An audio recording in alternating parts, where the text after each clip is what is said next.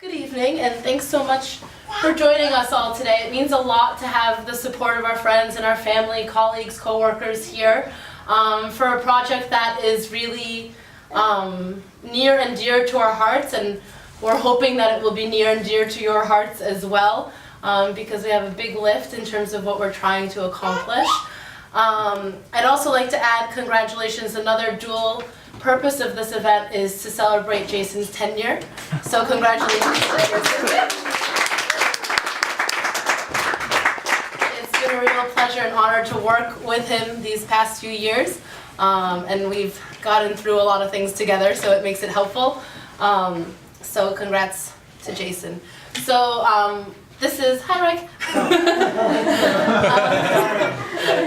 This is our latest co-venture, which is the Law and Identity Reader. Our partnership started in about 2012. We had a grant that Rick was a part of too. Hi Rick.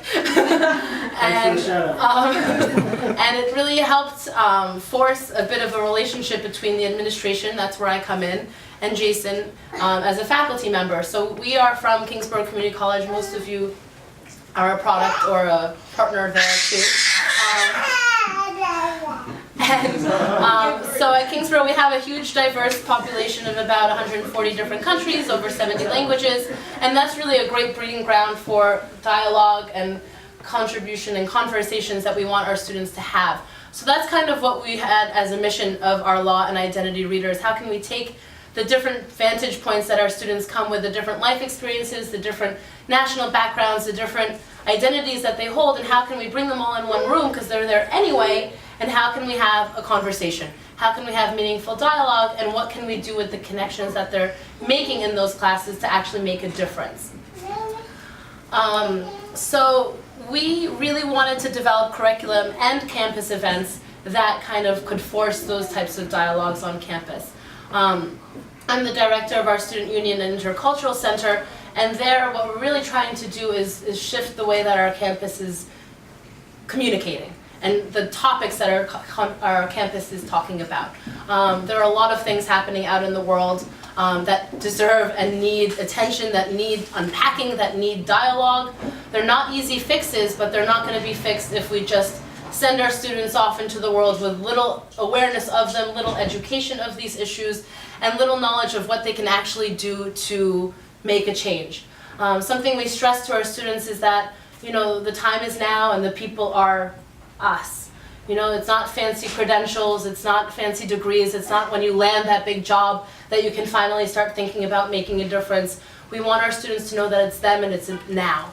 And Trisha's here teaching in elementary school, so we want her to start telling her students that it's even them and it's even now for elementary school students, so that when they get to college, it's not a foreign concept. It's something that they've been doing all along, and it's just natural. Yes, I can use my voice. Yes, I can use my writings. Yes, I can use my science background. Yes, I can use my artistic skills to make a difference. So it's not going to be something that they're hearing for the first time, that they then suddenly have to fit into their already established career goals or life plans. It's something that's become fabric of who they are from the very beginning. So we are doing that in our classes, and I think we're doing a pretty okay job. Surrounded in this room, you're going to see some of the artwork and writings that our students have done in the classes. And our textbook is really wonderful. Obviously, we're a little biased, but it's wonderful in that there are a lot of access points. So like our students, who have a lot of different identities, who come from a lot of different backgrounds, who are constantly trying to figure out those identities and those backgrounds and trying to make sense of them, their interests are broad as well. So that's why in our textbook you're going to find photography, you're going to find media, you're going to find sociology, you'll find political science, you'll find anthropology, literature. So there's something there for everyone, because our students have those broad interests, and it's something that could be used and applied in any context. There are lots of problems that are currently in the world. So we don't want to tell students that this is the most important one that we want you to fix. Let them choose it. They all have something wrong that they are challenged with. Something that they want to fix, something that they want to solve.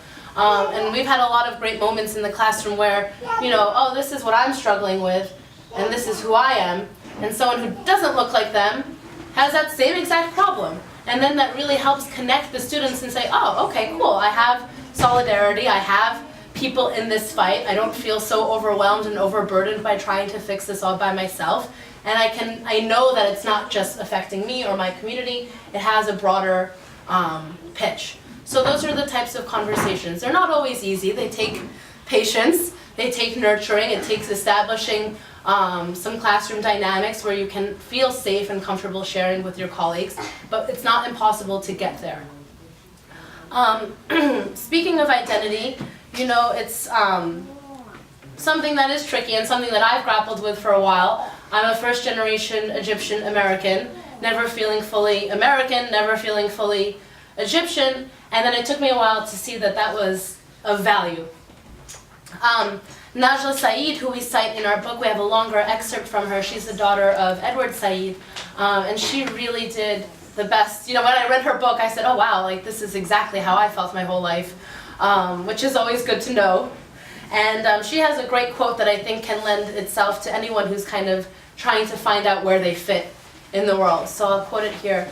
Letting go of the idea that I had to have one identity, one way to describe myself, one real me, hasn't left me any less confused about who I am, but it has certainly left me inspired, engaged, interested, complicated, and aware. And I'd rather be all those things than just plain old American or plain old Arab.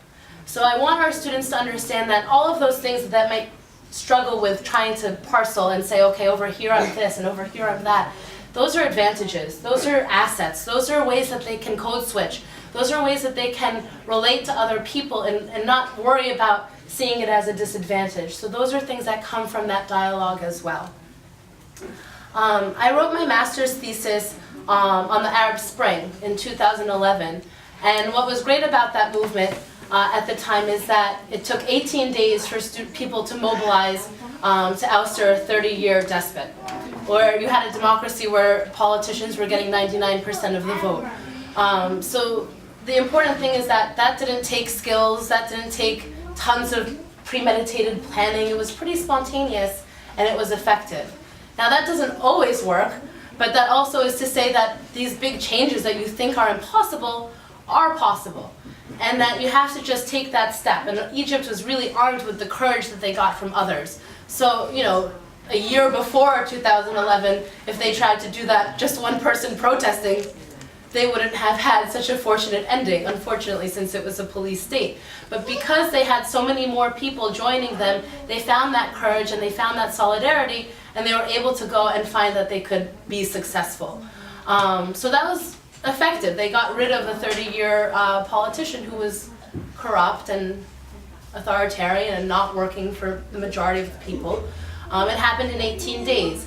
That doesn't say all the changes that we're trying to make are going to happen in 18 days. It might take 18 years, but that doesn't mean it's not worthwhile. And that's the other thing that we want our students to understand, is that just because you're not going to see immediate results, which is something also we're used to finding, we always want instant gratification, we always want to know that we did something, we have to keep that momentum consistent, we have to keep it coming, so that way we know that we're still contributing. It doesn't have to be immediate, it can take some. But I do want to say thank you.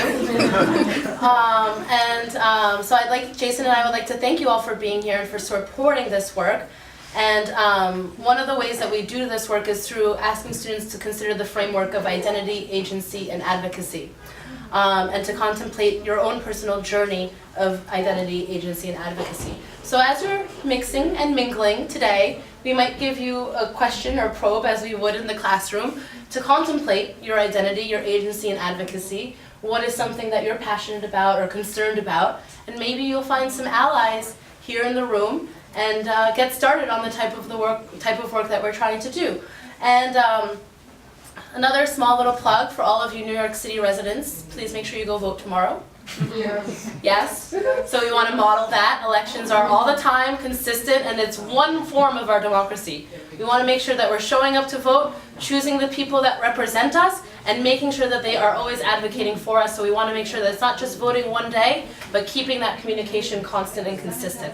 So go vote tomorrow, and thank you, and have a great rest of your evening.